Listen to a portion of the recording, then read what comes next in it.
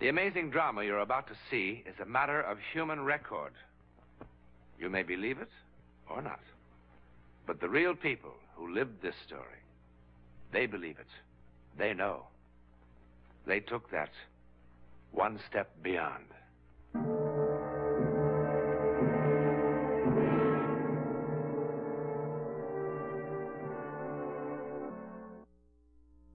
Lisa! Lisa! Lisa! Lisa!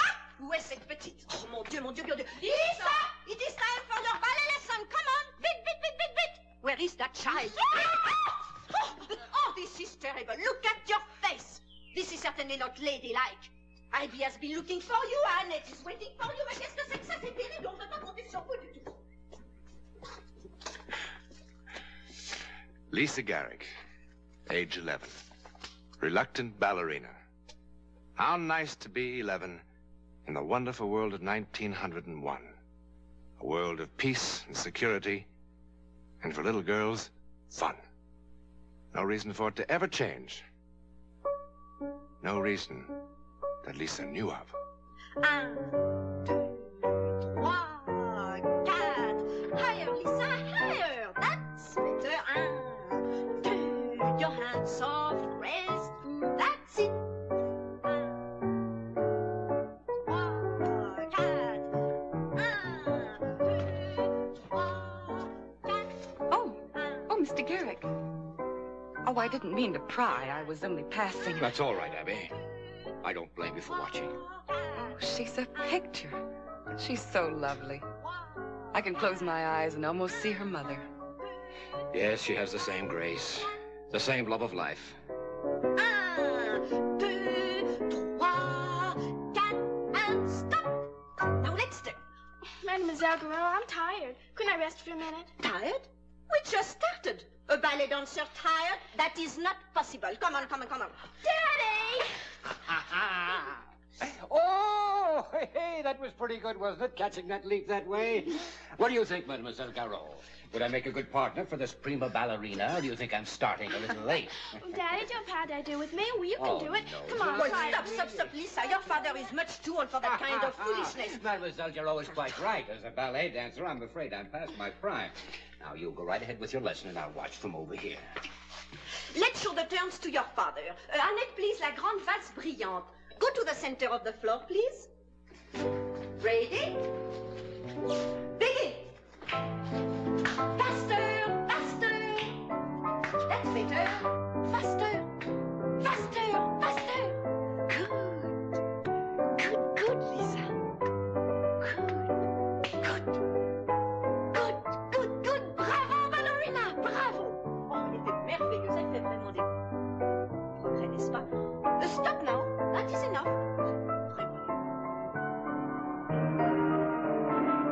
Well, stop, Lisa. That is enough, I say. Stop, I say. Lisa!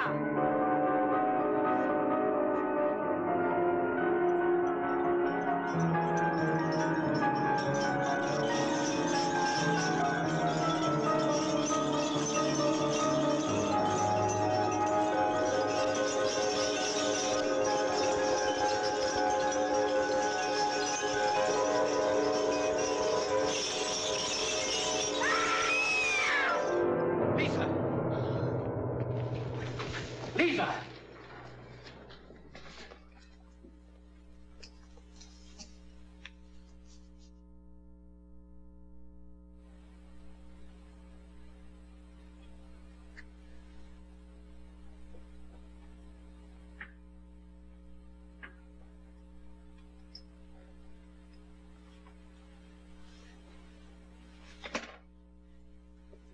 Has she ever suffered from vertigo, dizzy spells, faintness, that sort of thing?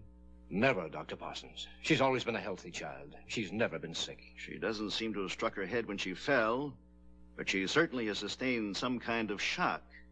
Probably some infantile hysteria. But I tell you, Dr. Parsons, she isn't the sort of child. Daddy! Daddy! Daddy! Lisa. Lisa, darling, what is it? It fell. It fell on top of me. What did, young lady? The chandelier! It tore out of the ceiling on top of me! On top of me! Lisa, the chandelier didn't fall. It did, Daddy! It did! It fell on top of me! Honey, you just imagined it. Daddy, you've got to believe me! Please listen! It came out of the ceiling. Plaster in the wood cracked all to pieces. Honey, I saw the chandelier only a few moments ago. It's right where it's always been. Daddy, I saw it! Please listen! It came out and it smashed in a jangle and I was under it! Daddy, I was under it! All right. Now, young lady, I think we've heard enough of that, don't you? You had a dizzy spell and you fainted. Now I want you to rest and sleep. And when you're all calmed down, you'll see that it was just your imagination. Ah, here we are. It came out of the ceiling. Thank you, Abby. Plaster in the wood cracked all to pieces. Daddy, I saw it. I saw it. All right, honey, I believe you. Here, Lisa, let me see you take this. It'll help you rest.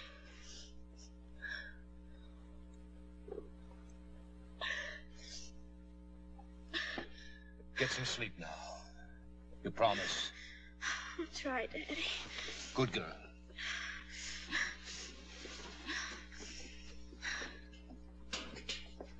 Give her another one tomorrow if she has trouble sleeping, but I don't believe she will. After a good night's rest, it'll be gone from her mind. Thank you, Doctor.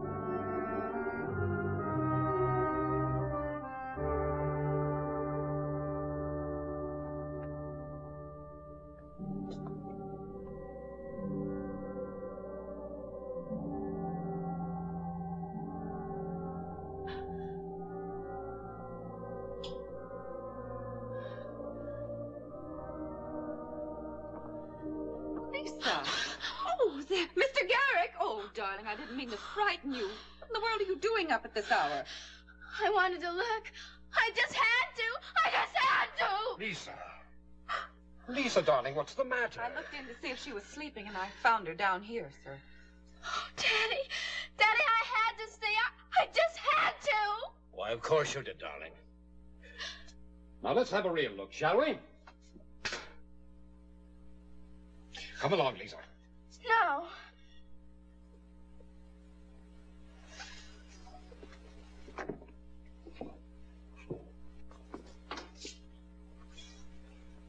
There. Nothing's going to happen, you see? No, Daddy, no. It wasn't you. It was me.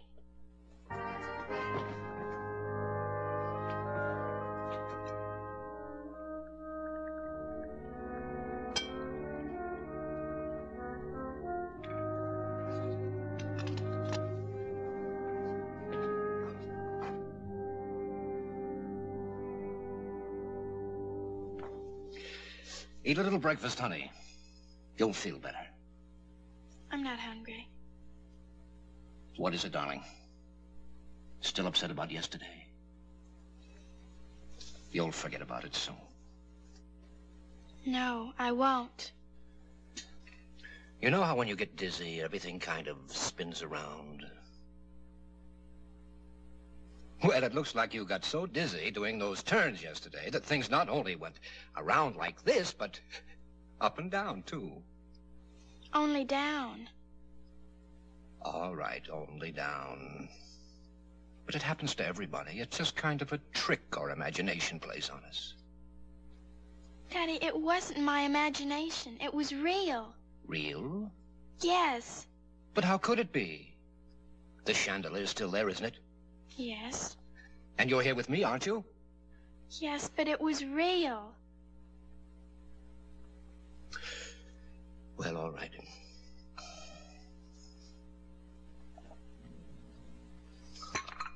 That's better. I'm working home today, so maybe we can spend a couple of hours together this afternoon. How about it? I'd like that, Daddy. Come on, Abby, throw them to me. Well, I'm sending them right. It just goes where it has a mind to. Oh, Abby, no, that's all wrong. You've got to throw it overhand. Well, all right, I'll try it. Oh! Oh.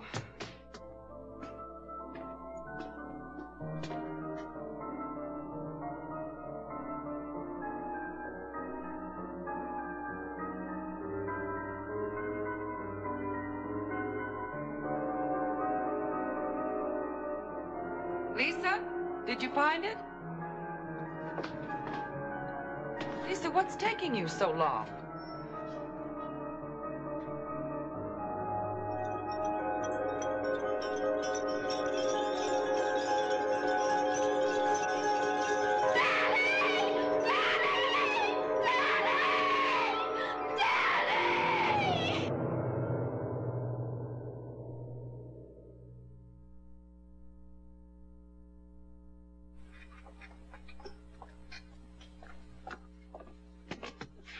Would you call Miss Lisa for me, please, Abby?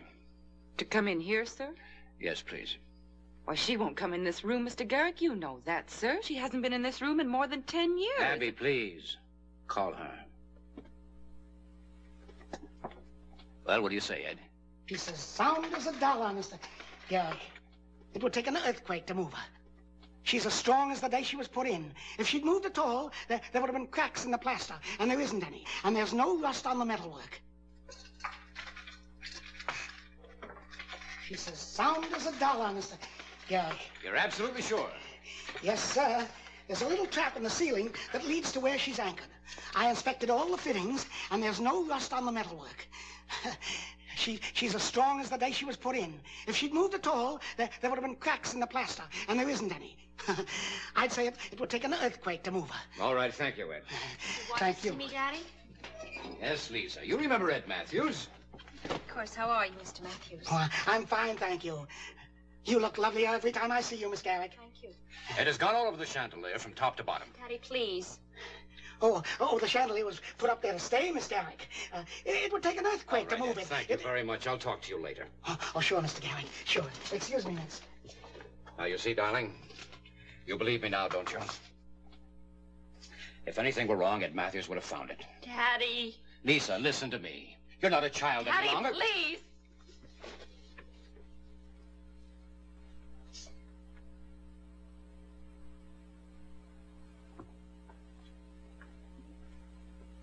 Lisa, may I come in?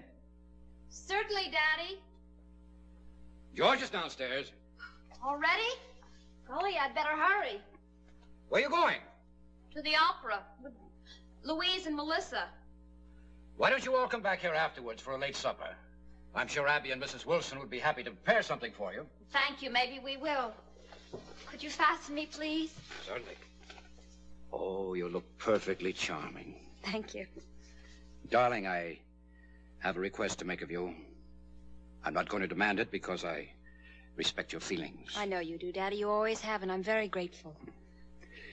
You know, for generations, the women of my family have made their debuts in the ballroom. This is a special occasion. Not only your debut, but the announcement of your engagement as well. It just wouldn't seem right to have it anyplace else, would it? No, I suppose it wouldn't. I know it's childish, but I just can't help it. I can't. I just can't. It's still so vivid to me. Lisa, darling girl, do you think for one moment I would contemplate the possibility of endangering the life of my child? Not to mention my guests. Of course I wouldn't. In the 10 years since your experience, the chandelier hasn't budged in its moorings a fraction of an inch. If there was the slightest sign of weakness, Ed Matthews would have found it. Yes, I'm sure he would have. If he could see it. But how do we know? We don't, of course. We don't know when a horse will run away. We don't know where lightning will strike. We don't know what deadly germs are in the very air we breathe. But we can't very well organize our lives around such fears, can we? No. Darling, it means a great deal to me. Have you spoken to George about this?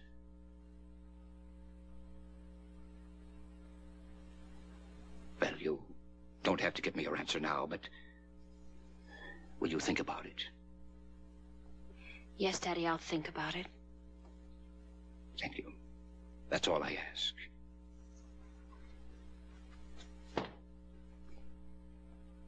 Daddy? I'll try. I promise.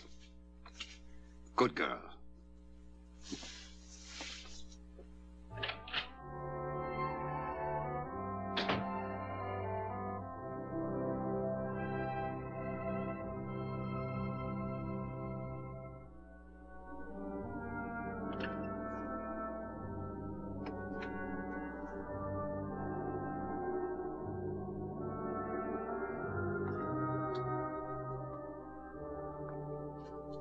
You're wrapped, miss?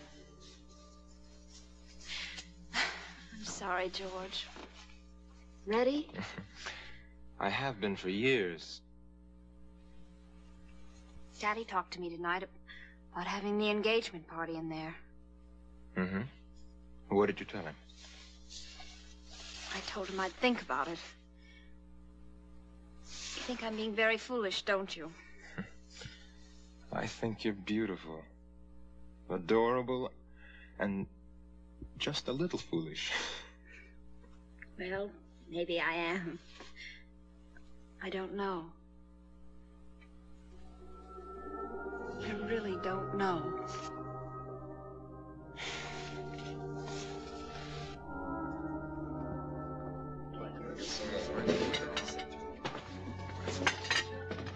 Are there any more potatoes? I'll see if I can find you some more, sir. Again, Martha. Don't you realize there's a limit to the capacity of the human body? Yes, but that's exactly what I'm trying to find out, the limit. Now, don't scoff. This is in the nature of a scientific experiment. Well, at the rate you're going, you're liable to become a martyr to science. You are prepared, I assume, to die if need be for the service of your cause? Of course. And what a glorious death that would be. The victim of a final filet mignon. Or of an innocent but lethal brook trout. That's ridiculous, dying from overeating. I should think it would be very untidy. Oh, not a bit. At any rate, that's just the way I want to go. Indulging myself to the very last. How about you, Evan? Wouldn't you like to die like that? Oh, no, not me.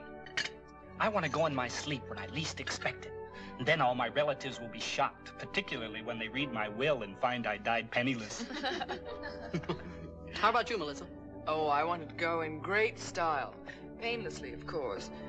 In a great silken bed with all my grandchildren around me weeping softly. Oh, I know. And with muted strings playing softly in the background. That's better than dying with your stomach full. How about you, Lisa? What? Well, how would you like to die? I know how I'm going to die. How's he? How in the world can she know? How in the world she can know? And Lisa rightfully believes that at the appointed time, a special deputation of angels and archangels will come down. Well, don't you think that's just as likely to come from on high as something falling from a stage? Please, George, please.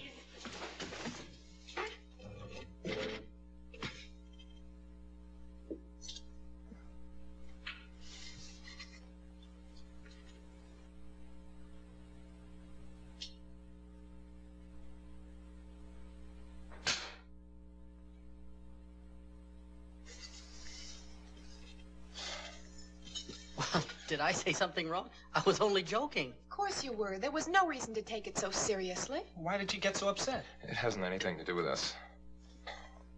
Please believe me, it's something that, well, it's hard to explain. I'm sorry, but maybe we'd better leave. Lisa's, well, she's trying to work out a problem. You know, one of those things. You think so, George? Far be it from us to intrude. Well, anyway, it's getting late, and Father will be furious and if I don't come home soon. Thanks, Melissa. Tell Lisa I hope she feels better tomorrow. Oh, I'm sure she will. It's At just... least we could have finished eating. Really, Martin, you're always thinking about your stomach. Good night, George. Good night, George. Good night. I'll say your goodbyes to Lisa for you.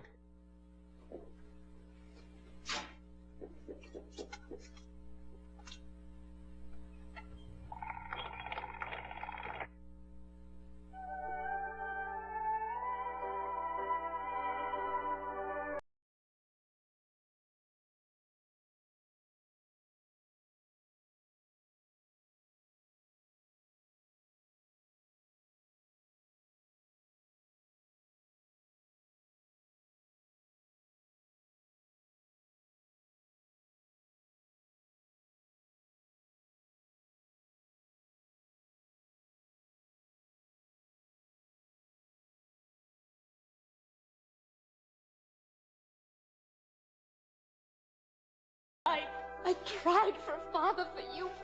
I can't, I just can't. We're going to announce our engagement right here. No. Yes. No. And I'm going to dance a waltz with my own beloved Garrick woman from one end of this room to the other. George, I beg you not to. No. Dance with me. No, George, no. Dance with me. Please, I beg you not to. Listen, Lisa. Was I in your vision? Did the chandelier fall on me, too? No. Well, then as long as you're in my arms, it can't fall.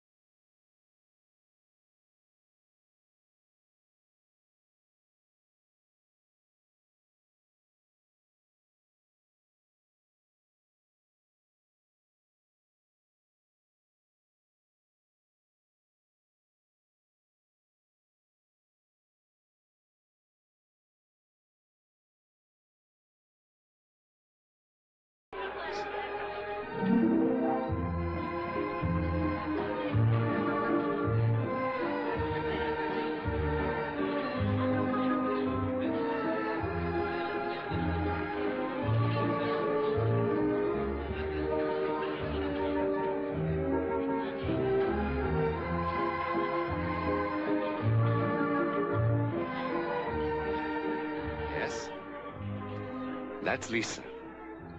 But it's no longer 1901. Now it's 1947, June 12th. And this wonderful party is for Lisa's granddaughter, who tonight is making her debut. So Lisa's premonition of disaster was all wrong.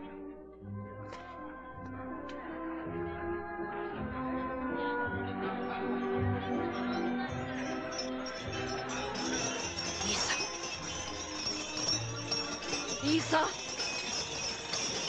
Lisa!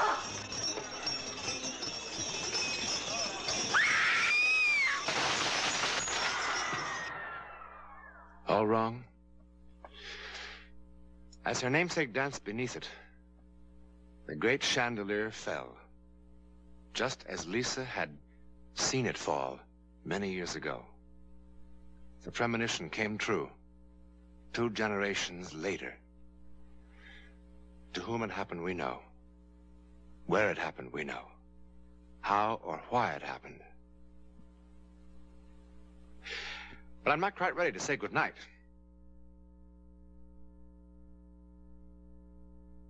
Reading from left to right, Jennifer, Rose, and Mary. Dolls? Yes. But not nearly so innocent as they seem. Next week, they take over the life of a lonely little girl with devastating results.